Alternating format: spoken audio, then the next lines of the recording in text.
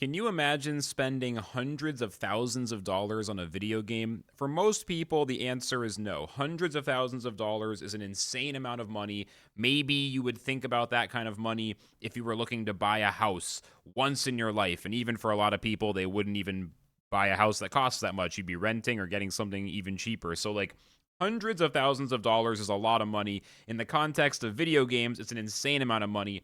And yet, imagine spending that much, not only spending that much, but then not even playing the game. Imagine spending hundreds of thousands of dollars and not even playing the game you spent it on. For one whale in Gods Unchained, this is the reality. And I'm not talking about Strong Hands, the most infamous whale, because he's been supporting the game for a really long time. I'm talking about someone who's been a little bit quieter. WhaleDShark. Now, WhaleDShark is a serious whale. It's not just his name. He, in fact, owns 2 of the mythic cards, one of one, extremely valuable, extremely desirable cards. There's only, I think, 4 or 5 mythic cards actively in circulation. 1 or 2 of them have been lost. I forget all the lore. So imagine you're that guy, and yet you won't play Gods Unchained. That seems kind of odd, right? Well, WhaleDShark is actually active in Big Time, another on-chain game many of you are probably familiar with, which is an MMORPG, where he streams and is very active in the community, does giveaways, does like educational streams about crypto, all kinds of cool stuff.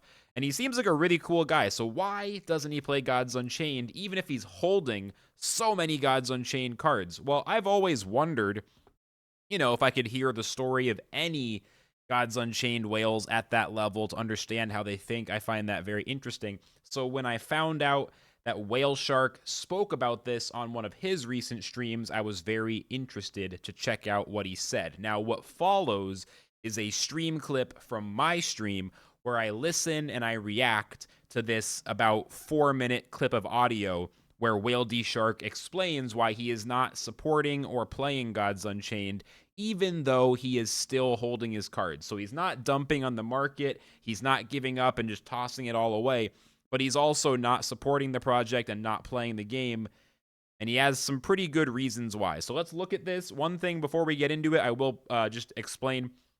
This is a Friday morning stream. I was being a little bit of a degenerate, so I was smoking a blunt. I was like the tail end of a blunt here. So if you see me puffing lightly on a what appears to be a cigarette or something, that's just me degenerately blunting on a Friday morning. So sorry about that. I try to keep the smoking off of the informational videos. I try to keep the degeneracy quarantined away from the useful stuff. But in this case, it kind of crossed paths. So sorry if that's a little awkward for anybody, but yeah, shout outs to the potheads out there anyway. And here is the clip. Here is why WhaleDShark does not fuck with Gods Unchained. Let's listen. Agrante saying, hey, WhaleDShark, you own 2 of the 4 not lost GU mythics. They currently see almost no play. What do you think about them to streamers for a mythic tournament where known players play the mythic cards against each other? I eventually want them to be played, right? But the issue is, I want them to be played at a time whereby GU has actually lived up to all of their commitments, right? So the issue with me with GU is that they promised so much, but they didn't deliver on, any of the marketing, any of the game development. So it's very difficult for me to want to support that game until they get their head straight, right? Again, would it help? 10% of 100 people is 10 people. 10% of 1,000,000 people is 100,000 people. So that's the main reason why I have not released them yet, Agrante, right? If GU isn't holding up their end of the bargain, it's very difficult. Again, it's very difficult for me to want to do anything for them either. This is basically what I always say, is that it's not good for the crypto gaming space in general if people support Gods Unchained too much, because at this point, they just no longer deserve our trust when it comes to promising things for the future or just managing just general trust. We just can't trust them. This is exactly what he's basically like. You can't really support them when they haven't lived up. Like, it's just not the right idea, right? Because it goes both ways. But Agrante, do I think it's a good idea? Yeah, absolutely. Do I think would I do it if I saw GU really expanding the team and trying their very best rather than nerfing the team down to like 9 people? Yeah, I would help. I would do something. Exactly. If he saw the team doing the right things, then he would consider supporting the project more.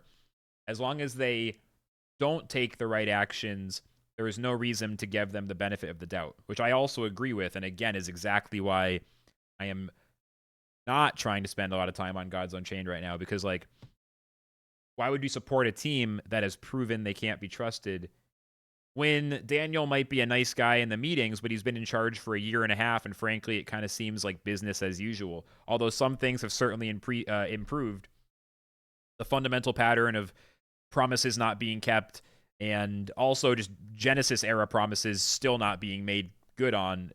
At a certain point, you just have to pull your support and say, listen, let's talk again once you actually do some shit. They've done some shit, but it just frankly hasn't been enough. And of course, the main problem is game development, as well as some of the economical issues. You also have the gripe with the slowness. Oh, dude, absolutely. Absolutely, dude.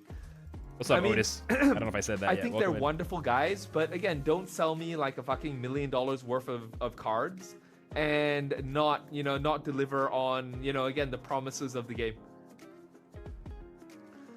If they are puppets, Darth, that's fair, but in that case, I would just say the same thing to Immutable. Whoever's in charge, that's what I would tell them. I don't really know whose fault it is, and I don't even care. I get nothing out of knowing whose fault. Like, I can blame this guy or that guy. I don't care, right?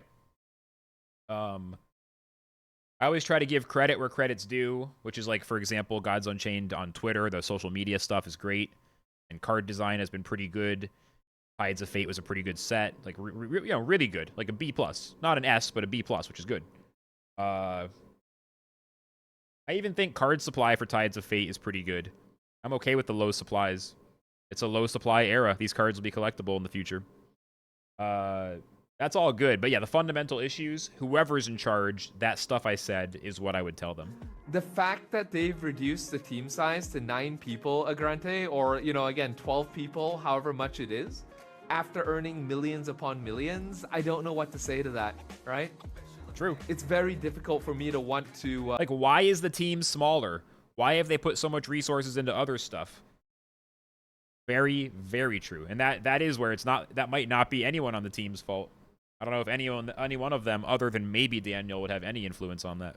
do anything for that game. Except, again, the least I can do is hold the assets and not... If they had any fucking intelligence on this, they would have offered Burgeoneer, like, more than whatever he's currently making. Like, they would have offered him a substantial contract, a lucrative contract, because clearly he's the right guy to develop this game. It's no question.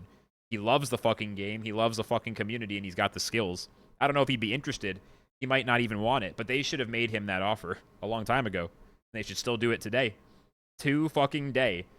Get that call started and say, hey, let's start talking. Like, fucking today. You have the right person, and you're ignoring him. It's so sad. The market, right? Again, I don't know if Bird even wants to do that. So I am keeping up my end of the bargain, right? Which is not dumping the cards on the market. But at the same time, again, you cannot say I'm going to run like the best Web3 TCG with 11 or 12 people. Offer Bird a fat contract. Say that you're going to have like one of the world's largest to, TCG competitions. Paid streamer and video creating later, deals. Have no plans whatsoever, and having taken that money and allocated it towards it. You're legally obliged to do it, right? So again, I'm not negative at all, but those are just the facts, right? Did I come across as negative, DC? No, you actually came across as logical. Oh dear.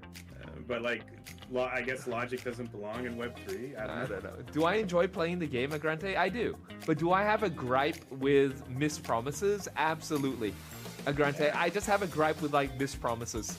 Do I like the game? I love the game, dude. It's a lot of fun, right? But again, you don't get to where you want to be by having like a 9-person team. That's not the way that it works. I'd say you're really fair. Yeah. Really fair. I mean, they should fucking do it. It's crazy. They should. I mean, stop getting beat by Parallel. A lot of people, they're not beat by Parallel, I mean from a DAU perspective, but a lot of people put a lot of money into that game. I think they owe it. Again, you might say, oh, we gave you guys IMX, but again, it's not. It's like a lot of the people were mainly looking forward to the game, right? Yeah. Oh, guys, this is not. Oh, this was. Gate. Oh, do we? Oh. Yeah. Spitting facts, dude. Spitting facts. Like, that's just pure facts. That is pure facts right there. Pure facts.